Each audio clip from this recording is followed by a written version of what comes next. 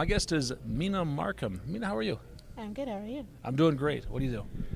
I'm a front-end developer at a company called Perigo based in Louisville, Texas. Louisville, that's the Dallas area. Yeah, Dallas area, All yes.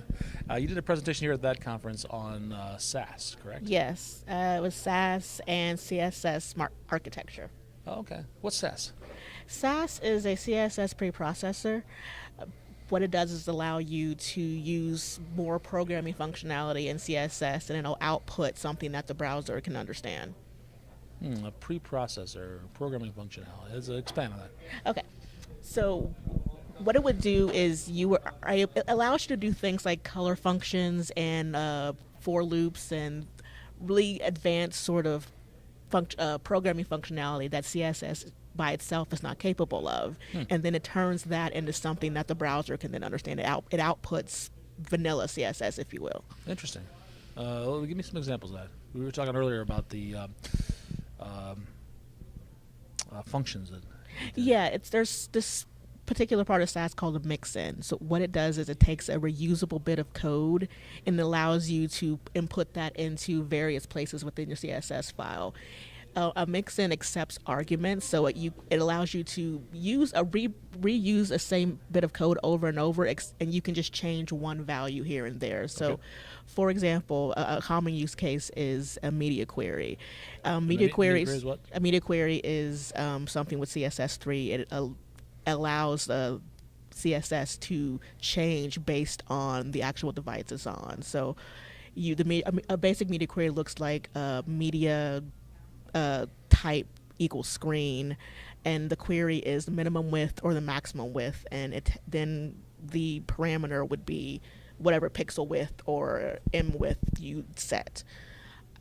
Okay. So the screen size. Yeah, screen factors size. into which part of the CSS actually gets applied. Yeah, based on the screen size, it would apply the CSS within that query itself. Okay. It's a new CSS3. A new CSS3. I can't even think of the word I'm thinking of, but Standard? basically standard, whatever. Anyway, a typical use case for a mix-in is to use a media query that way because you're still putting the same snippet of code.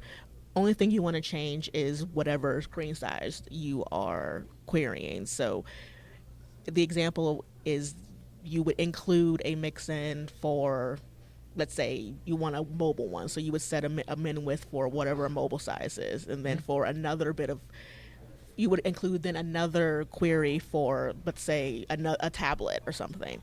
And all that allows you to do is just write that snippet one time, but just change whatever variable you want it to apply to, if that makes sense. Sure. Okay. What's the advantage of doing it this way as opposed to just doing that in straight CSS? And CSS3 does support that. Okay, the advantage of doing it this way as opposed to vanilla CSS is that it allows you to nest these within your CSS declarations themselves. Because the normal way you would write it is you would write your declaration at the beginning or higher up in your CSS file, and then down at below you would have all these media queries saying if it meets these parameters, do this instead. Okay. The advantage of doing it with SAS is that you can have that same bit of code, that same media query, but you would put it inside the initial declaration, so that way it keeps all of your code organized and everything to do with that one particular declaration is in that one place in your file as opposed to in various places. Okay. So if you have a my class selector, .my class selector, then and you wanted to have a .my class selector for small screens, you'd have that below in vanilla CSS, and for larger screens and medium screens, those will all be repeated. But with SAS, you could have just .my class, and within the .my class selector, there would be kind of like a selector. Yeah, it would section. basically say that my class, and then underneath that you would say include media query for mobile or small size, and then you would define the styles for that one. Okay, so organizationally, it's a lot cleaner and easier to fix than or easier to find where these things are. Yeah, that's one of the main advantages of SAS is that it allows you to break your CSS into smaller chunks and keep everything very well organized. And one of the great things I love about it is that it actually, when you compile it, it'll compress everything for you. It'll do all the minification and compressing for you. So that way, once your CSS file that you actually deliver to the browser is a very optimized version of it. What are some other things, advantages? What are some other things you can do with SASS? SASS, there's this other function called mixin, or excuse not mixins, extends, which is sort of like mixins, except it doesn't accept any arguments. All that does is it tells it to inherit the properties of whatever selector you're extending. It's different than the normal cascade and selector inheritance because it will just repeat whatever the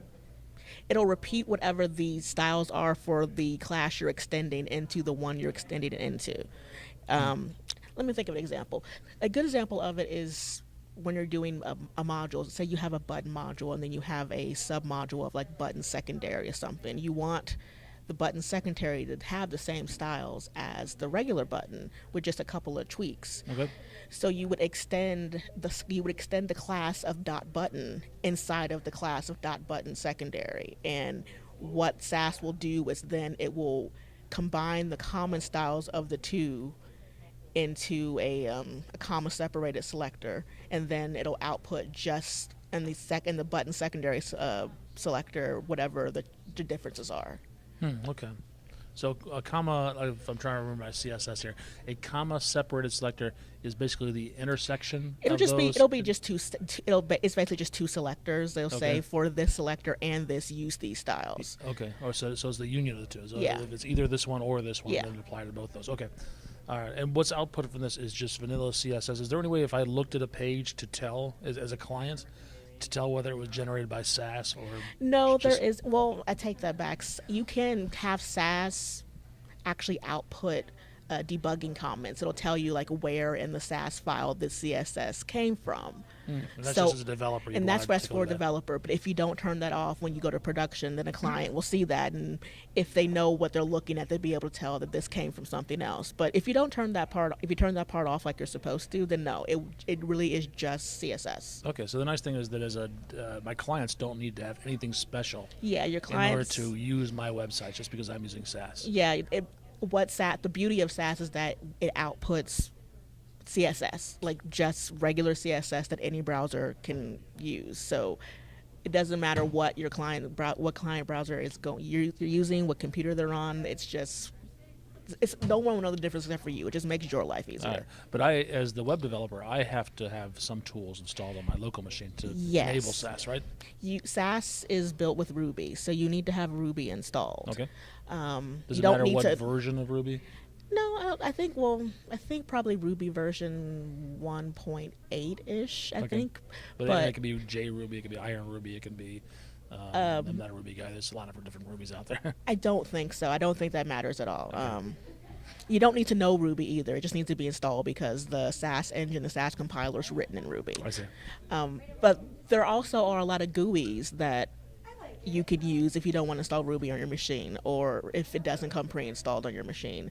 There are a couple of apps. I think there's one called Compass app. There's one called Scout app, and they'll do the compiling for you, so you don't have to go through the hassle of installing Ruby if you don't want to. Okay. So when you say a GUI, this is a development environment? Yeah, basically it's almost like an IDE, but it does just simple compiling for you. There's one for Mac called CodeKit that it does a lot of things besides just SASS compiling. It also does stuff for Less, which is another CSS preprocessor. But yeah, it's just environment that'll do this part for you. Very cool.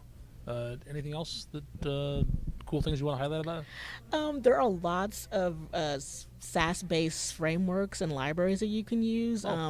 There's one called Compass, which is basically an extension of SASS. It's also written by one of the main developers on SASS, so most people use those two in tandem. Okay. There's something called Bourbon, it's a mix-in library. It basically adds more functionality that's not default with SASS. It adds things like being able to do prefixes for certain browsers, border radiuses. Like, it takes advantage of a lot of like CSS3 functionality. Okay. And yeah, there's a lot of great resources out there. So just if you're looking to get involved in SASS, then definitely there's lots of things that'll help. SASS is an open source project, right? SASS is definitely it's open source. It's all open source. The source code is on Ruby.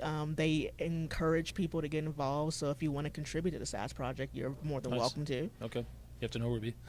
Yeah, you probably have to know Ruby to do that part. Yes. There's And where's that? Where do I get started with SASS? What's The main SASS website is called sass-lang.com, I that's believe. where I can download it. And that's where you get instructions to download it. Okay. You can't download it via the website. You actually have to download it through the terminal or the command Okay. line, or get one of those GUIs I told you about, and you can just bypass that step. I see. But yeah, that's where you would get started. It tells you how to install it if you want to. It also gives you links to other resources, and it has great documentation. You can find out exactly how much SASS can do. All right. And you're traveling around the country talking about this stuff, right? Yes, I am. Are you also writing about it?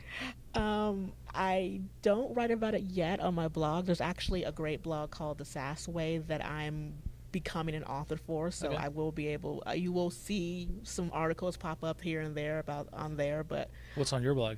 on my blog, my poor blog's abandoned right now. I don't think you're I've written on behind. it in like a year, so there's Okay. nothing too exciting going on there. Okay. Any last thoughts? No. Thank you for having me. Thank you very much. Thank you. Pleasure.